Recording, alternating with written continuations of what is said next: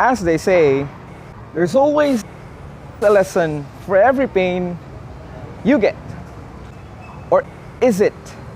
Children, the future and hope of the country. Full of wisdom, full of innocence. But what if they're treated like this, or like this? Then what? I am Julian Cardenas, and we're going to talk about excessive corporal punishment as a social problem. Let's find out. Naabitay, ginikanan ng sayop lang gamay ang bata, magpabadlong lang, diretso lang dahil kuan kaya na ang bunal. Every corporal punishment is abusive. It's not just physical, but also verbal abuse. Dapat yun, bunalan ang bata. Kaya panagsala sa ang bunal, kaya ang bunal makayabag na sa mo. For the new generation, dapat yun nga, new ways sa silang pagdisiplin sa mga bata.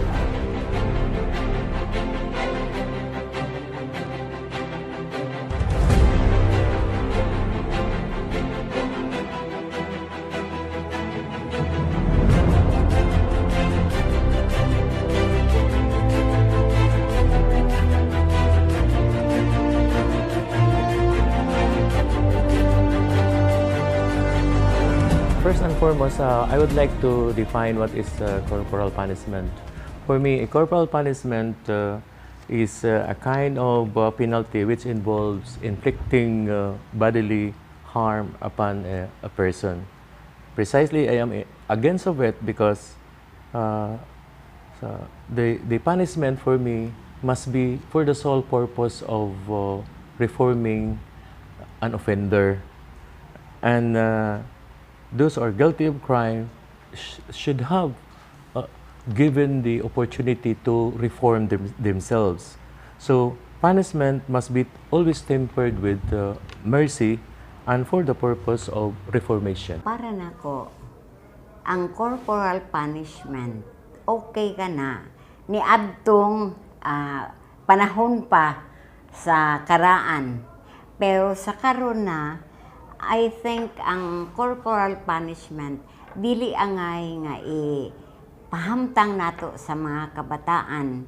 Every corporal punishment is abusive, considering that it involves infliction of physical harm upon a person. So once you will inflict injury to the person, it is already considered corporal punishment and it is abuse upon the dignity and the right of the person.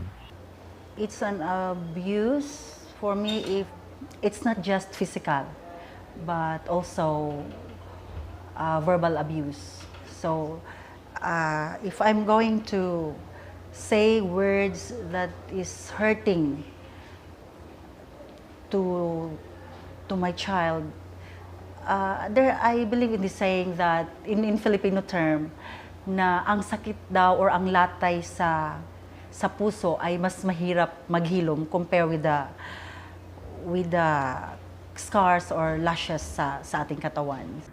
Kitang mga dagko, ipatigbabaw nato ang pasensya, pagsabot sa kanang naang sayop nga nabuhat sa mga kabataan.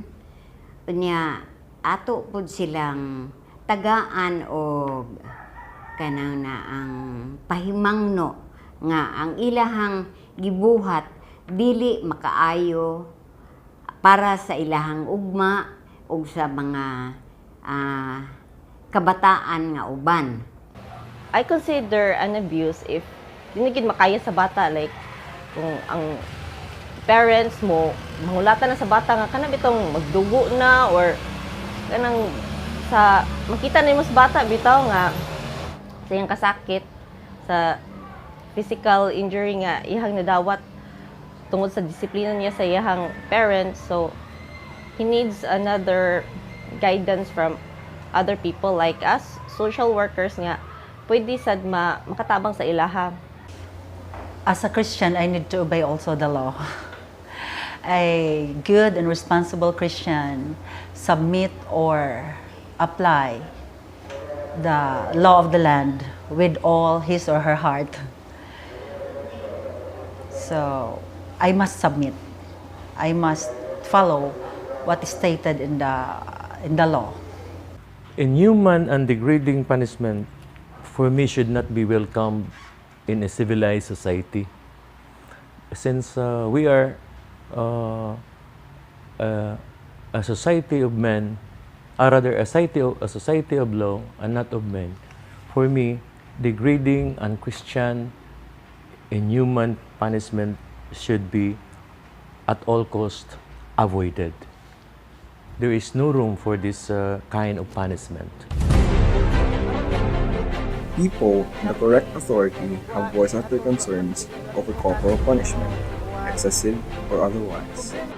But such people may have their own interests and biases, so we set out to interview some common folk from older generations to voice out their opinion on the matter.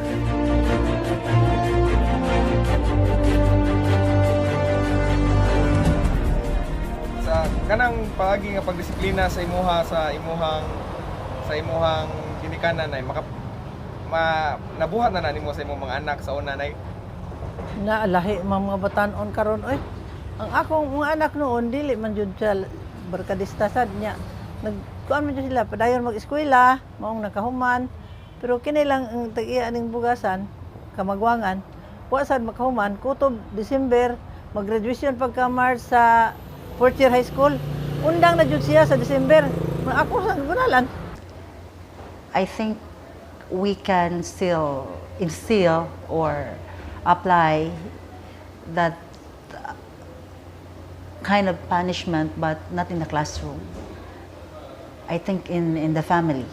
But as a teacher, I could say, in my conviction also, I don't have the right to do it to my students or to my learners. Okay naman jud sa bata nga kanang bunalan ng gamay as long as dili lang gid siya kuan sa bata kanang ka-hurt bitaw yung physical kay nabaya pud na effect sa emotional and mental sa bata. So muna ma-advise na ko sa parents karon nga ang bata pwede ra gid na siya matambagan, tambag lang gid. So please avoid physical injury sa bata. Abi nimo, pabor gyud ko sa kanang bata na kulatahon. Kaya ang akong kalulahan sa unang panahon, maayo gyud kayo mo disiplina og bata. Ang nahitabo, ako mismo nakaagi ko og kanang luhod og asin, unya kulata, hapak diretso, nya kahuman kanang bunalan gyud bigtudo ba para gyud madisiplina gyud mi. Kaloy sa Dios natarong gyud ang ako ang pangisip, ang ako ang pagkinabuhi karon. So ako sad nagi-apply sa ako mga anak. So ako mga anak karon mao sad ang ako buhaton. Dali na sad ako nagsipatan sa mata, kulatahon ako. Ako ang gyud bunalan gyud og todo. Kay aron maka-feel gyud sila nga unsa gyud disiplina kay bawo ka na karon panahon na ang mga bata karon di jud ko motuo sa tinuod lang, di jud ko motuo anang kanang bata bitaw nga dili bitaw kulatahon, dili bitaw pasagdan lang. Tan-awa karon o daghan kay mga nagbayolente na mga bata, daghan kay mga bata karon nga dili nato bitaw makuan nag-drugs ba. So karon mao gyud ang ako probe nga ako dapat gyud bunalan ang bata, dapat gyud kulatahon ang bata kung makasa. It is clear that there are still some who practice corporal punishment because they learn from their parents. This is the most effective method of discipline. Establishing the subject matter with our interviewees, we ended each interview with the question: in your opinion, do you consider excessive corporal punishment as a social problem today? So here's what they all had to say. Ay nga nga problema na siya sa mga tao ron nga binunalan ang mga bata. Mo agree ba ay mo musugot ay mo dili ba ka or musugot ka nga nga pamagi? Kay panagsala sa bunal kay ang bunal makayabag masag samot. excessive corporal punishment, yes. Kay naabitay ginikanan nga masayop lang gamay ang bata, magpabadlong lang, diretso lang dayon kuan kanana ang bunal. Dili lang nila labi na especially kanang na ang mga family nga daghan unya kaning mga family nga kanang daghag anak unya gamay ra kita or ang ilang panginabuhian kanang lisod sa kaayo. Partially because there's a lot of, there are few parents, they don't know the real meaning of discipline and punishment. So they are quite confused between the two. There are parents who are involved in different vices.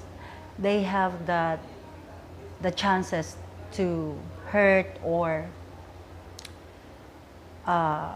punish their child beyond the limit of the child. So let's say they spank or they hurt the child unreasonably. But if you are a good parent, you are trying to guide your child, you can reprimand the child or you can guide the child if ever they commit mistake or failures by words. But of course, if they will not listen to your words, you have to do something. As a Christian educator, as a mother, I believe in the Word of God that you have to, when you spare the rod, when you spare the rod, then you spoil the child. So we must to guide them properly. So of course, how can you guide as a parent properly these children if you yourself, you do not know the meaning of discipline and punishment? It is a social problem, and it originated and start in the family. Parents tended to inflict punishment to their children, and such children, the victims, of course, will also follow what they got from their parents. And those victims or abused children would most likely abuse also their what we call other children, their friends, because they will always imitate what their parents are doing to them. So at all times, parents must be reminded that they should discipline their children with love, and you cannot correct, and you cannot discipline children by way of abusive, degrading, and inhuman punishment, especially physical harm.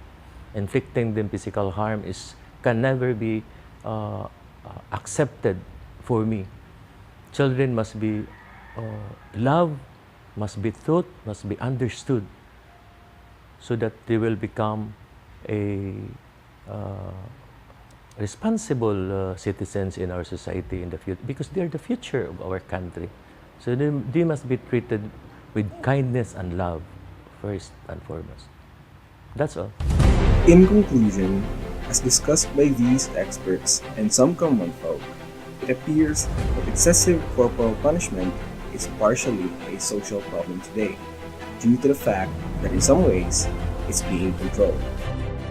Furthermore, it is the belief of the whole team that these interviewees, and quite possibly a huge chunk of the population, blame the parents as the causative factor of the impending problem. Again, this is Julian Cardenas. Thank you for watching.